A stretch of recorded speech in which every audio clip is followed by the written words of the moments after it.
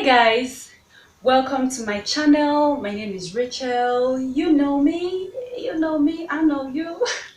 My name is Rachel. I film about book reviews, movie reviews, history, documentaries, legal matters, and any other contemporary interesting thing. In this video, I shall be giving you heads up on the interview Chimamanda Adichie had with the Ebuka fashion icon, fresh guy. Without further ado, let's get started.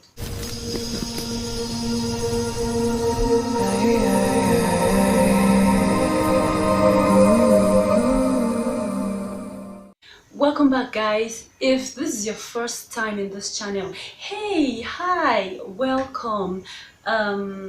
I film about stuff like this, but basically book reviews. Okay, be sure to subscribe. Come on, hit that red button, hit it, hit the red button. Now, Chimamanda Adichie is, who doesn't know her? Come on, she's an internationally recognized author. She's won the Nobel laureate. She's won several awards for her writing. She's known all over the world. She has made Nigeria proud. She has inspired so many young upcoming writers. Okay, on the other hand, Ebuka is a former participant of the popular Big Brother Naija. He's a fashion icon and he's a law graduate, though he's not practicing, but he's doing great. Hey, he's doing great. Come on. Now let's fast forward, guys. Who doesn't know Ebuka? Who doesn't know Chimamanda Adichie? Now, this interview begins with Ebuka showing his amazement about her name, Chimamanda. So he starts by saying, okay, how could your parents have come up with such a cool name? In the 70s, Chimamanda. Chimamanda simply means, for those who are not Igbo, Chimamanda simply means my personal God, my personal deity shall not die. Okay? And Chimamanda gave a shocking response. She said that the name was not given to her by her parents, that she created the name, she invented the name. At that point, I was, what? The whole world has been calling you Chimamanda, Chimamanda, Chimamanda. Guys, I'm coming. So, she reveals for the first time, for the very first time, she reveals that it is not her name and that she invented the name, she gave herself the name. How did she give herself the name? Chimamanda revealed that her name her parents gave her is Ngozi. Okay, Ngozi. Now, she said she grew up as a Catholic. She's still a Catholic. And it was time for confirmation. Okay, and the Reverend Father had told them, the priest had told everyone, you have to get the name of a saint. And then she thought to herself, I don't want any of those names. I don't want any of those Benedicta, all those names. I don't want any of those names. I want a special name, special to me. And then she chose the name Amanda. I'm coming on. She chose Amanda. Okay, now that's a popular name, Amanda. She loved the name. So during confirmation, the priest was kind of not into the name and she was able to convince him and okay, she got the name, confirmation, and then she started using the name Amanda. Her parents actually allowed her. She said that according to her, during the interview, she revealed that her parents are liberal. So she got the name and started using it. And then when she traveled to the United States of America for her studies, obviously, for her studies, she said that Americans, okay, her colleagues, were calling her Amanda. Amanda, could you get me that book? Amanda. Amanda.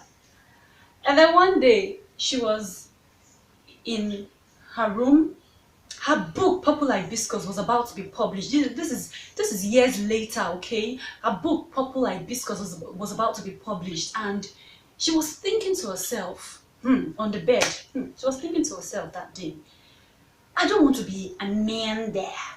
You know, my book, I'm about to be published. Which name can I use? And Amanda is already in all her important papers, her passport, everything. So she said, what am I going to do? Okay, can I merge it with an Igbo name, but Amanda will be there? Okay, if I merge it with an Igbo name, how will it sound? Hey, and then she said, she doesn't really like sounding Pentecostal, but she said the revelation just came. How about Chimamanda? Hey, you guys, at that point I was like, what? This lady is a genius. Because Chimamanda is an Igbo word on its own, okay? Amanda is an English word. Okay, if you decide to divide it, Chim and then Amanda. Like I was shocked. Ebuka, at that point, Ebuka said, I'm shook, you know, and honestly, like, she invented the name. And the thing is, today, she pointed out the fact that today, so many people, especially from the eastern part of Nigeria, have started naming their daughters Chimamanda. She said she's so happy about that, and it goes to show how we can actually change culture. We can change culture. Culture is man-made. I'm coming to that, guys. I know someone may be wondering, why reacting to Chimamanda's interview with Ebuka? Of course, she's my celebrity crush, she's my academic crush, she's my author crush, and hey you, come on, this is a book review channel, okay? Apart from the other things I film on here, this is a book review channel, and this is one of the greatest authors of our time. So come on, we just have to get to know her, okay? Up close, okay? See guys, this interview is very special, okay? In the sense that Chimamanda Adichie has been interviewed all over the world. She has been interviewed all over the world. Mind you, sorry, I keep making that mistake. Sorry, she corrected us that her surname is Adichie, not Adichie, okay? But so she's been interviewed all over the world, but this particular interview is the first of its kind in Nigeria, and Ebuka kind of contributed to it because she kept saying during the interview, you're my personal, you're my personal, you're my personal, and she doesn't know when next she would be able to grant such an interview. So guys, let's munch on this one while we can. Now, what makes this interview special is that she came down, okay? She came home and she revealed lots of personal things, none that she has not revealed before, except the Chimamanda Adichie name, okay? But she came down. You get, the interview was highly interactive. Apparently, Ebuka knows her personally to an extent, okay, to a little extent. They have a mutual family friend. I remember Ebuka saying that his elder brother's friend is also a friend to Chimamanda, and that mutual friend, that guy's mother, is Ebuka's mother's best friend. Okay, so just this family friend thing, okay? Before this interview, my perception of Chimamanda is that she's slightly arrogant and she takes this feminism thing a bit too much, but nevertheless I had always respected and admired her even before this interview. In fact, the interview made my admiration of her higher. So after this particular interview, my perception of her changed to an extent. I just realized that she's a sweet soul, okay? She's just a woman who is simply standing firm in what she believes in. She's just saying the truth, and sometimes the truth is bitter when it comes to the African culture. I'm going there, okay? When it comes to the African culture, that some things ought to be changed and that some things can actually be changed. I don't know how else to put this, okay? She's just a sweet soul who is simply standing firm in what she believes in, gender equality, an advocate for people to improve themselves when it comes to reading.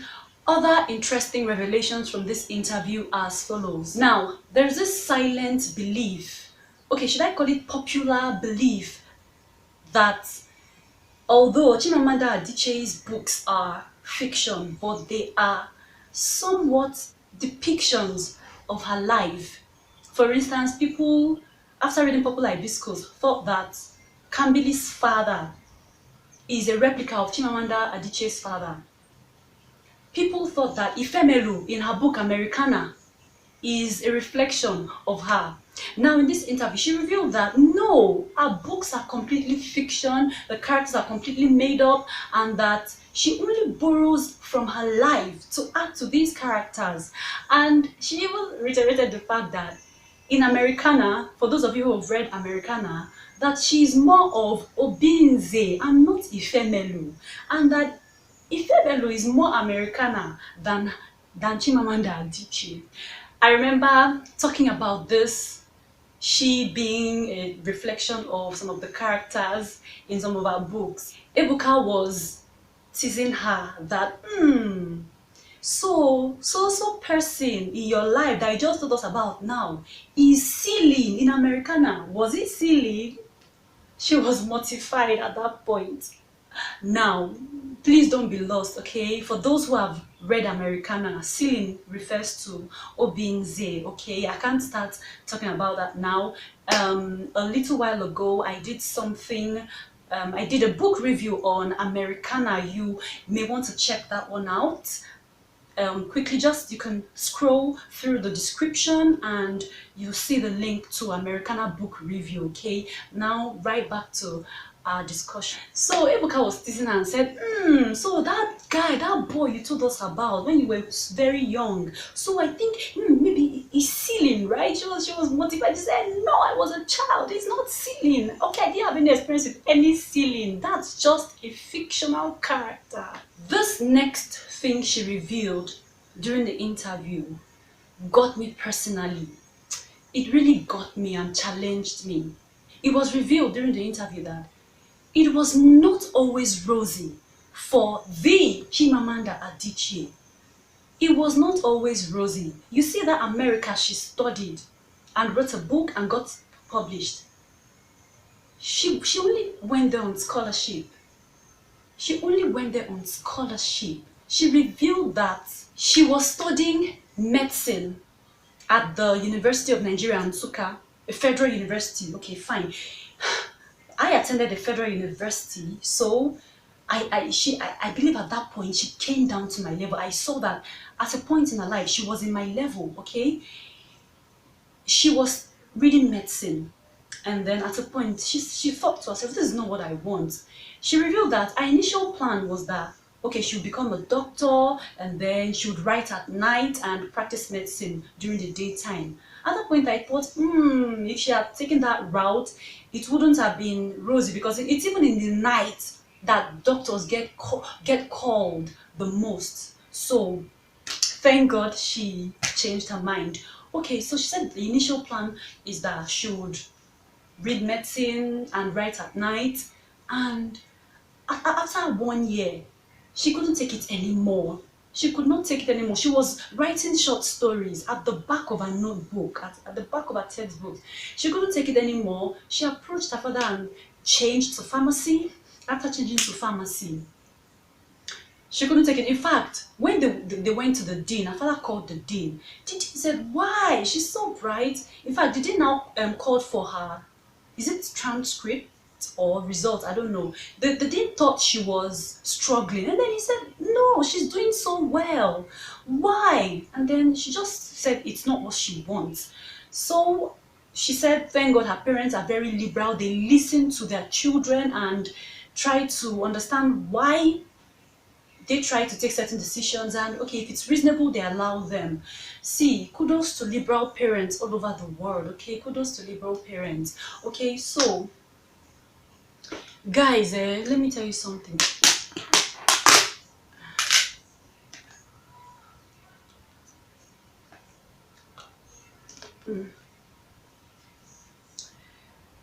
If I leave that thing, it will melt. It has been distracting me. Sorry. So she called one of her friend, Ada, who resides in the United States at that time, and told her, see, I need to apply to any school. Are they offering scholarship or anything? I just need to apply. And then the friend gave her heads up on schools, okay, and she started writing the exams. She said she had to travel from Enugu to Lagos at that time, because there were no centers for those important exams. There were no centers close to her. She just had to travel to Lagos, a teenager then, or a young adult. I don't know how old she was then, but she was quite young. She traveled to Lagos, took the exams, and she was waiting. And then the results came out. The results came out, guys. It was at this point that she said something that really got me challenged. She said, you just have to try. In life, you just have to try. Sometimes it just might work out. You see, it really struck me. You just have to try, okay? Instead of just counting the things that may not be, why not count the positive things that may be? Write that book, take that exam, go for that job interview. Don't let the fear of failure hold you back. At that point, she said, if only you try, it just might work out. Okay, if you don't try, how will it not work out? At that point, I was really touched. So guys, now, when she traveled to the United States of America, I'm so sorry guys. I'm so sorry. This came in while I was filming and it has been distracting me, okay? And if I don't take it now, it will melt, okay? So, permit me. So, she relocated.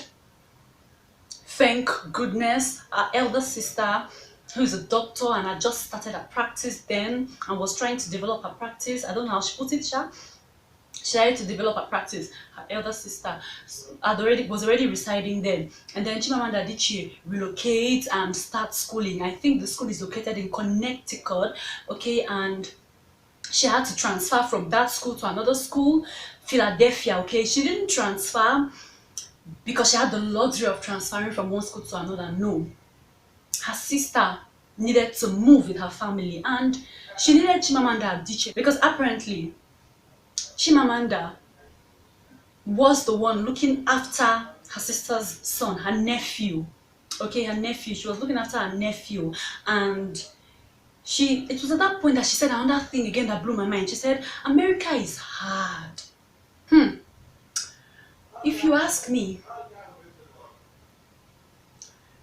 America is hard, okay, that's understandable. We all know that Nigeria is, I don't want to say bad, but you guys, I prefer hard to bad, okay? Because a hard thing can be cracked, but a bad thing, So her sister needed someone to be looking after her nephew, to bring up her nephew. So whenever her sister needed to move, the young student had to move. Now, I forgot to mention this earlier. She changed from pharmacy to communications and political science. I was surprised. I'd always thought that Chimamanda Adichie read English and literature. Wow, she said she just loved writing. See, I just think writing is a natural talent, and she said she wanted to be broad. Okay, she wanted to have a broad knowledge. That's why she went for communications and political science. So, after 3.5 years, she graduated and came back to Nigeria. At that point, her parents were watching. Okay, she has gone to read the course that she wants to read. At first, she said she doesn't want Ngozi. She changed to Amanda. Then she now changed from Amanda to Chimamanda. Then she now changed from medicine to pharmacy. Pharmacy to this. Okay, will she get a job? Can she get a job with that kind of thing? Okay, they were just thinking all this, okay, out of a place of love, and she didn't know the plan. So, see, at this point, I was thinking, for very young people, it is okay when it seems as though you don't have a plan. As far as you're doing the right thing, as far as you're making the right decisions and the right choices, with time, just give yourself time. You will come to terms with what you want, okay? So, she said she didn't have a plan. She didn't even know the direction her life was going. She never thought that Popular Hibiscus, her first book, would have this international recognition, would be as big as it turned out to be. So she started writing, kept writing. And then Popular Hibiscus was published. Voila! People started liking it. And Popular Hibiscus did not become so popular immediately after it was published. In fact, she mentioned that it was hand to hand sales, that got that book to be read amongst people, that bookstore independent bookstore owners read the book, and whenever customers come in to buy things, they would recommend the book and people would read the book and like, I enjoyed this.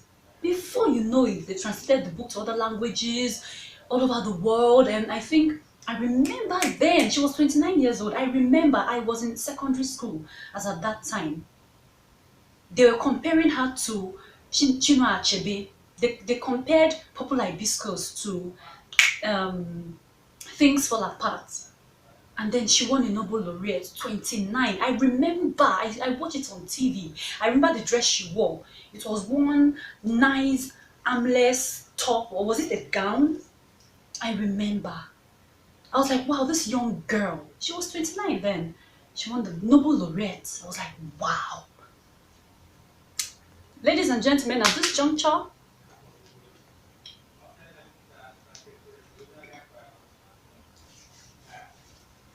sorry. Sorry guys, remember earlier I mentioned culture and I said I was going to go back to the culture talk. After filming the initial video you just saw, I realized that I had not touched on culture, okay? So I had to film this particular video clip to add to the initial one. See, you guys deserve the complete story I have to tell you, okay? Talking about culture, Chimamanda Adichie reiterated the fact that culture is man-made, okay? Culture is man-made and that culture can be changed. She made reference to the first set of twins in her hometown. You guys would agree with me that killing of twins is rampant in Nigeria, okay, especially in the eastern part, in the southeast, okay. Killing of twins were considered evil, and so they were dumped in the evil forest. Their mothers were not even allowed to set their eyes on the baby until colonialism, Christianity, of course, Mary Slessor. So she said that the first set of twins that survived, that were not killed as a result of this barbaric tradition, they are in their early 60s or late 50s. At that point, I was like, what? They are in their early 60s or either late 50s. It is so recent, guys. So she said, culture can be changed. It is man-made. And you guys will agree with me that these cultures were not given to us by some deity from the heavens or from wherever. They were not given to us. They are just man-made. They are just rules made by men who came together to just lay down things that would benefit them. And then she made reference to marriage. Of course, getting married in Igbo land is expensive. We know. Getting married in Igbo land is expensive. It does not have to be so, okay? It does not have to be so. She said, she gave an instance, okay? Hypothetically, you approach a man, I want to marry your daughter, sir. I want to marry your daughter. And he says, I wonder where to marry my daughter, you will bring 2.5 million naira. She just said that, okay, just hypothetically. It doesn't have to be like that. She said, how about it being mutual? How about the man's family will come with a gift, not necessarily something expensive, but symbolic. How about the girl's family too would come with a gift, because you're not selling your daughter. Not in these exact same words. She didn't say these things in these exact same words, but you get the gist. Okay guys, let's get back to the main video, okay? One thing I pointed out from this interview is that Chimamanda is consistent. I saw consistency because I had watched so many interviews on international platforms, okay? And the same things she said in those interviews, these were exactly the same things she said with this interview with Ebuka, just that she came down and she revealed a lot. In fact, I was going through the comments because I watched it on YouTube. I was going through the comments and somebody said that the interview looks like a date. Ebuka is a genius. Now, see, you see all these roadside journalists. You just have to be careful. You just have to be careful about what you say or write about Chimamanda Adichie moving on, because she sounded a warning, okay? Sounded a warning, although not as in warning, but she made a decision and she reviewed her decision that, reflecting on the demise of her late father, she has decided to take charge of her story. She has decided not to keep quiet about lies flying around about her. I remember when this whole feminism thing was causing some things on the internet, where some people were saying that they love her position on feminism, while some people were saying that she's doing too much, that she concentrate on writing. That time I had to browse about her, and I read an article, and the article says that she decided not to bear the title Mrs. And I was like, at that point I was like, you too do, Seth. But this interview, she revealed that she never said that. She only said she prefers to maintain her father's name, okay? And come on, she's known all over the world. She's achieved great things. She wants to preserve that name. And number two, she would love to be addressed as Ms., as in MS, different from Miss, MIS, and different from Mrs. That she would like to be addressed as Ms., MS, because she feels that this Miss thing is causing some kind of pressure, okay, thereby differentiating single women from married women. What's the point of that? A woman is a woman. That you're married doesn't make you better than someone who is not married, okay? So she prefers Ms., MS. And then she said the Nigerian journalist misinterpreted it to be, she said she wants to be Miss. She said she never said any of that. At that point I was like, wow. So you guys, that's why earlier I said my perception about her really changed, and I just realized she's such a sweet personality.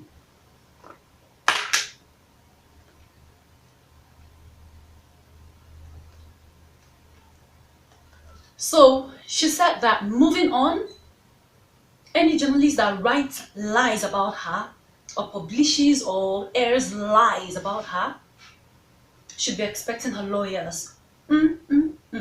So journalists, watch out. And then about her romantic life, she said, you know, when you're in a marriage, it's not only one person, it's two people, and that she just wants to keep it private. And I must commend her for really keeping her daughter's life private at this point. Her daughter is 5 years old. Ebuka said, we haven't seen her pictures anywhere. Wow. Ooh. At this point, Chimamanda, let me call you Mother Hen, okay? She said that she wants her child to be normal. Okay, now, saying that,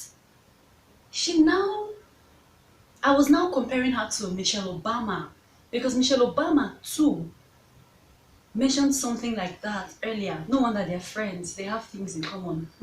See, you guys, I can't say everything on that interview. The interview lasted for hours. I mean it. It has part one, part two. At a point, my something popped up on my phone. You've been watching this video for 1 hour, blah blah blah blah minutes. Do you want to keep watching? I was like, hell yeah, I want to. I was impressed with EBUKA'S genius in this interview, okay? See, I have seen one other black box interview open, okay? This interview, it was just like me watching two people who know each other already, just catching up. To me, that's what this interview feels like, okay? And Chimamanda opened herself up. Ebuka opened himself up. I saw at the point where Chimamanda talked about her childhood, he chipped in things about his childhood. And they had similar experience when it comes to academics, when it comes to religion. Okay, talking about academics, she was in the sciences, not by choice. Okay, her teacher said Chimamanda is intelligent. She will do science major. The child was just moping and saying to herself, I don't want science, I want writing. Ebuka, on the other hand, opened up and said, I was an intelligent child. I knew Buko, but I hated science. Talking about religion. She kept on teasing Ebuka about block rosary and Mary League and different things. And of course, they talked about games they played as children. Sorry.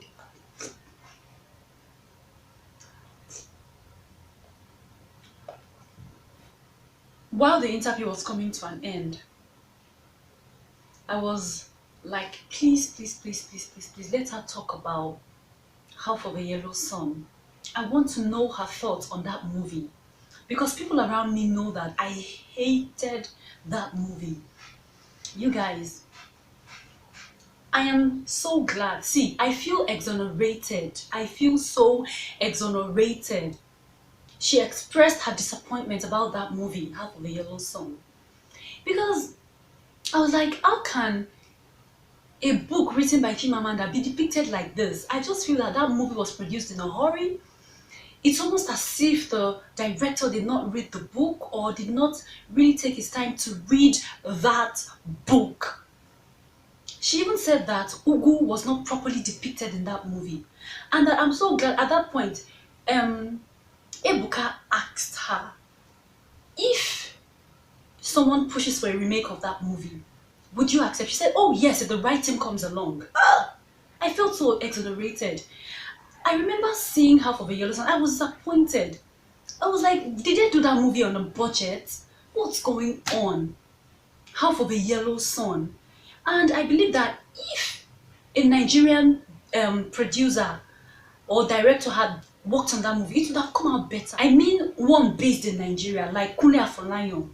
If Kunle Afolayan had produced Half of a Yellow Sun, ooh, or Jetta Amata produced Inali, I am telling you, I just feel so exonerated that she expressed her disappointment about that movie. Now guys, I'm not going to do a review of that movie unless you want it, okay? If you want me to do a review of Half of a Yellow Sun, the movie, kindly let me know in the comment section.